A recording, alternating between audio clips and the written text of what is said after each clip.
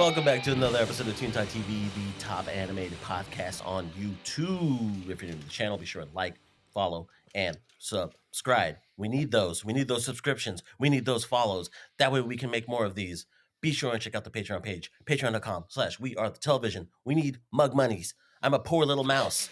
My father, he's just been public domain. He's being ripped apart. They're making horror movies about him now. It's insane. It's tough out there for a mouse. Oh, yeah, it is. Anyways, we're back with another tune. Fred, you picked this one. I'm going to give you the reins. I need to go take my heart medication. All right. We're talking about Melvins Macabre, Nostalgia. This is the third episode in the Melvin universe. It's done by MeatCanyon, but it's not just MeatCanyon. It is so many animators, so many cleanup artists, a lot of voice actors, and we've talked to a shit ton of them. Some of the people that were involved in this, Lee Thompson, we talked with him, the creator of Short Fest. He was one of the cleanup artists. Rudy Schultz voiced Retro Ron, and Pat Kain helped out on some of the turnarounds of the characters.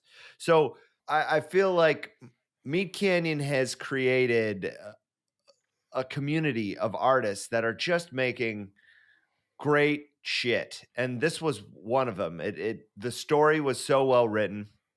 It's about this group of kids who are using nostalgia to essentially avoid living their lives. Like just go into the nostalgia and hopefully they don't have to experience any pain ever again and live real life. They could just live in their Pokemon games and their Marvel That's a universe. lot of us. Yeah, that's a lot of us. It feels right very now. relevant. It feels very relevant. It does. Did that strike a chord with you? I felt like that monologue, that Jeremiah's monologue, was just like, oh man, this is real.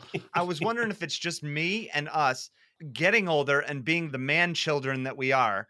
Are we noticing more of that, or has that always existed and we just never noticed it as much? I think that's like a new occurrence in like 2024, within the last few years. Like I feel like man babies is just existing more because it's like there's so much content just being thrown in our faces, and you used to live in a time where I guess they threw content in our faces as kids, Pokemon cards, like but that's the thing, those things have stood the test of time. Yeah. They're still adults collecting that shit, and it's not, and I mean, it's not even shit. It's like people have a serious connection to some of this stuff. Do you guys still collect things? Yeah. Comics, Dungeons and Dragons shit. Yeah. I'm gonna play devil's advocate here and say that it always existed. It's just being pushed to the forefront now because more people are doing it. So Dungeons and Dragons is a great example. It's always been there. It's 50 years old.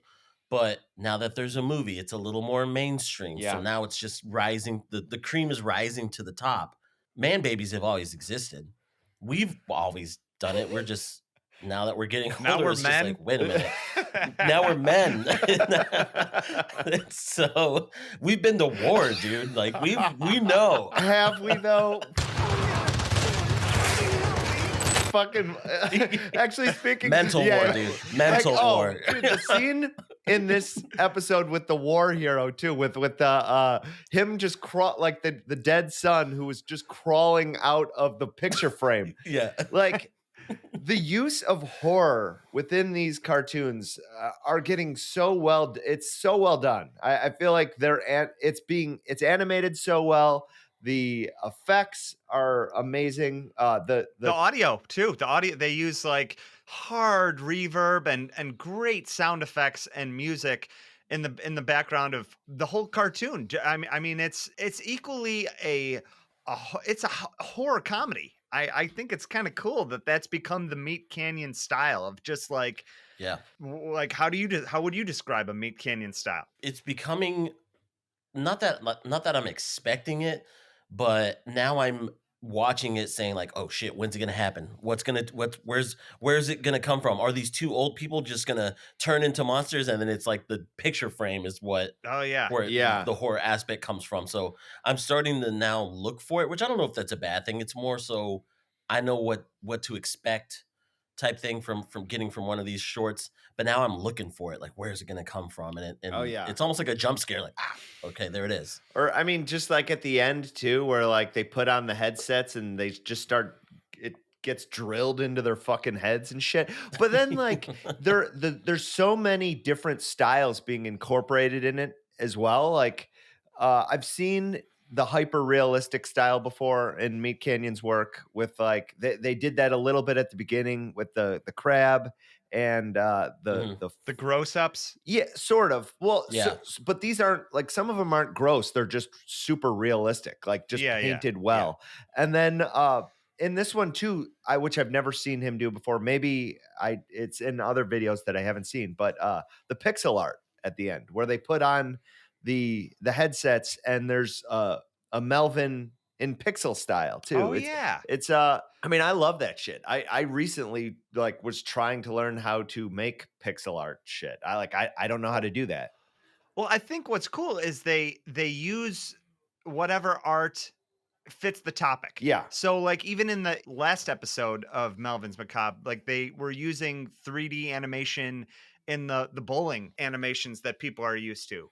You know, Yeah. like Oh, so, yeah. So they use the media, they incorporate media that makes sense into each.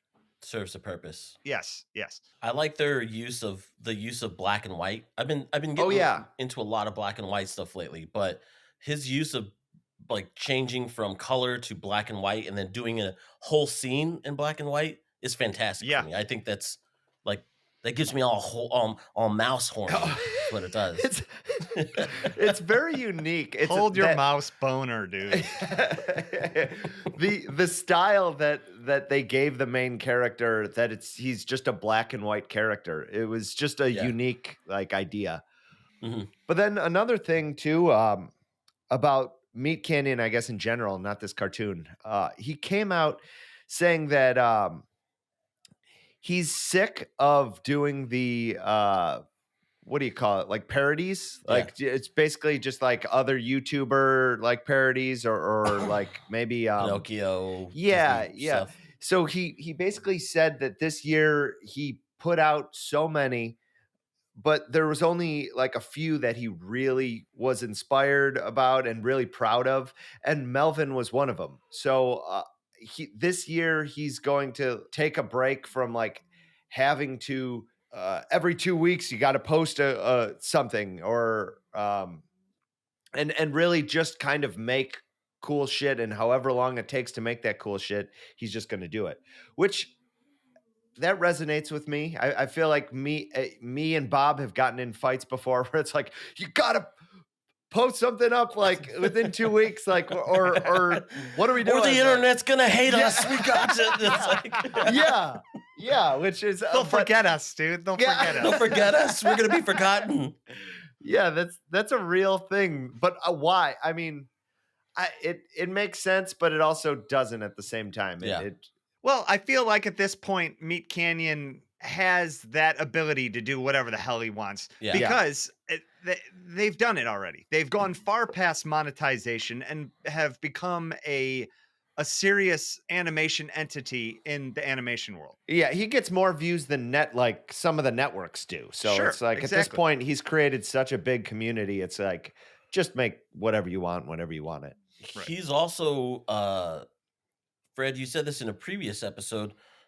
It seems now that he too might be going the serial route of creating, with this Melvin verse. Like if he puts out, 3, 4, 5, 6, 7 more of this character's journey, then he's, he is ditching probably not officially ditching the parody route, but doing less of them, and doing more serial type things. Another thing about this specifically, I feel like or at one point we talked about Monster Lab, right? Did we not talk about Monster Lab? Yeah. So Monster Lab was another one of his series cartoons, and that one I had one issue with, and I thought MeatCanyon voiced too many of the characters. I thought that it sometimes took me out of watching the cartoon. 2 different characters were talking to each other, and it felt like sounded such same. a similar voice. Yeah. And I feel like that was corrected in Melvins Macabre. There was so many different voice talent. including Rudy. I thought Rudy did amazing. He did the Retro Ron and the Hermit Crab. So he was just making a lot of those like He's good crazy with those monster sound voices. effects. Yeah, which he did for us too. So Yeah. but yeah, any other thoughts on this one, boys?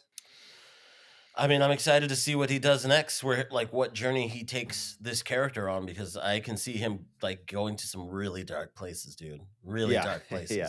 I love the positive moral too at the end that you get out of this character too. It's a very well. I'm just saying it's No, not. I do too. It's a good like main character. It's a almost like Charlie Brown-esque. You know what I mean? Where it's like which I know Mick loves Charlie Brown. You know, after we talked about that, Mick came over to my house and was like, hey, do you know this Charlie Brown character? And do you know bullshit that you don't like Charlie Brown? You know, you fucking watched Charlie you Brown. love it. You liked it. Mick's got a giant like Peanuts tattoo. Charlie Brown tattooed on him. Just one last question before we go. That raises a good question, Bob. Do cartoons need a moral at the end of the story? Like, does it help push the narrative a little more? Like, do you like cartoons that end with a moral or have some type of greater meaning? Oh yeah, absolutely. I just feel like it's sometimes they need to be there. It makes it less of just something you throw out there. Gotcha. I feel like there's a lot of art that you just throw out there without a message, without anything, and that's fine. There's nothing wrong with that. I actually enjoy a lot of that. But when you put a message behind a story, it makes it resonate even harder. I think it makes people want to share it more. Okay. It's something that you want to pass along the message if you feel strongly about that message. Yeah. Good shit. All right. Well, like we said, be sure to like, follow, subscribe. Check out the Patreon, patreon.com/wearethetelevision. We will be back with more tunes. Go buy a mug. We need those mug monies. Catch you guys on the next one.